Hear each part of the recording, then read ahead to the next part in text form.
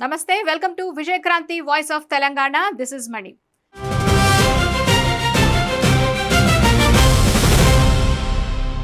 పేద మధ్యతరగతి పిల్లల చదువుల విషయంలో పేరెంట్స్ సతమతమైపోతున్నారు.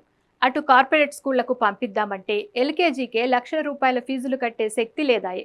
కొంతమేర బడ్జెట్లో ఉండే లోకల్ ప్రైవేట్ బళ్లకు పంపుదామంటే సరైన క్వాలిఫైడ్ టీచర్లే ఉండట్లేరు.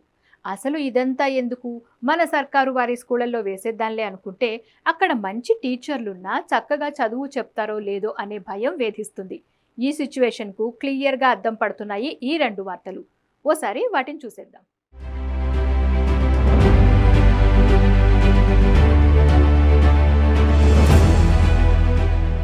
టీచర్ల పోరుబాట, డిమాండ్ల సాధనకు సమరశంఖం, దశలవారీ ఉద్యమానికి కార్యాచరణ, స్పందించకుంటే ఉద్యమం ఉధృతం చేస్తామని హెచ్చరిక. ఆ పంతుళ్లకు అర్హతలున్నాయా? ప్రైవేట్ బడుల్లో ఉపాధ్యాయుల అర్హతలపై ప్రత్యేక నిఘా, శిక్షణ పొందిన టీచర్ల కొరత, బడ్జెట్ స్కూళ్ల ఆర్థిక పరిస్థితిలో ప్రధాన సవాల్.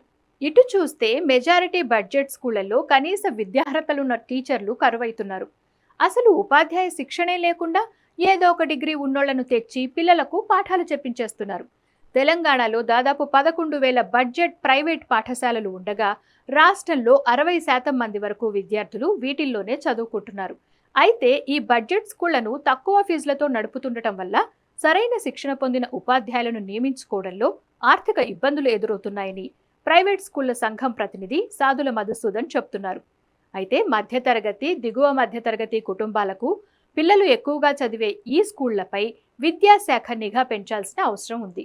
జిల్లా విద్యాశాఖ అధికారులు ఆకస్మిక తనిఖీలు చేపట్టాలని, ఉపాధ్యాయుల నియామక ప్రక్రియలో మరింత పారదర్శకత తీసుకురావాలని, వృత్తిపరమైన అర్హతలు లేని ఉపాధ్యాయులకు క్రమబద్ధమైన శిక్షణా కార్యక్రమాలు నిర్వహించాలని డిమాండ్లు వినిపిస్తున్నాయి. లేదంటే అర్హత లేని టీచర్ల వల్ల పేద విద్యార్థులకు నాణ్యమైన విద్య దూరమయ్యే ప్రమాదం ఉంది. ఇక మరోవైపు సర్కారు బడుల పరిస్థితి చూస్తే విశాలమైన పాఠశాల ప్రాంగణాలు, ప్లే గ్రౌండ్స్, పెద్ద పెద్ద క్లాస్ రూమ్స్, వెల్ క్వాలిఫైడ్ టీచర్లు, వినడానికి అన్ని రకాలుగా సూపర్ కదా అనిపించేస్తుంది. కానీ రాష్ట్రంలో చాలా చోట్ల పేరెంట్స్ తమకు ఎన్ని ఆర్థిక ఇబ్బందులున్నా సరే పిల్లలను ప్రైవేట్ స్కూళ్ళకే పంపాలనుకుంటున్నారు. ఎందుకు? సర్కారు స్కూళ్లలో మంచి టీచర్లు ఉన్నా సరే ప్రభుత్వ ఉద్యోగం కదా అనే నిర్లక్ష్య ధోరణి ఉంటుందని కొందరు పేరెంట్స్ ఆందోళన వ్యక్తం చేస్తున్నారు. ప్రైవేట్ స్కూళ్లలో మాదిరిగా ప్రత్యేక శ్రద్ధ ఉండదన్న భయం పేరెంట్స్ను వెంటాడుతోంది.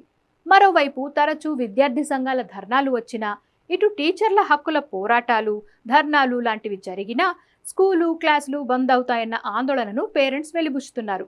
అయితే కొద్దిసేపు మిడిల్ క్లాస్ బాధలను పక్కన పెట్టి ఓసారి అసలు వార్తలోకి వస్తే, తమ సమస్యల పరిష్కారం, హక్కుల సాధన కోసం ప్రభుత్వ టీచర్లు ఉద్యమ కార్యాచరణ ప్రకటించారు. పీఆర్సీ, పెండింగ్ డిఏలు, 317 జీవో సమస్యల పరిష్కారం, సిపిఎస్ రద్దు, బదిలీలు, పదోన్నతులు వంటి పలు డిమాండ్లతో టీచర్ల సంఘాలు ఆగస్టు 1న చలో హైదరాబాద్కు పిలుపునిచ్చాయి. ఆగస్టు 23న లక్షల మంది టీచర్లతో భారీ బహిరంగ సభకు కూడా ప్లాన్ చేస్తున్నారు సర్కారీ పంతుళ్లు.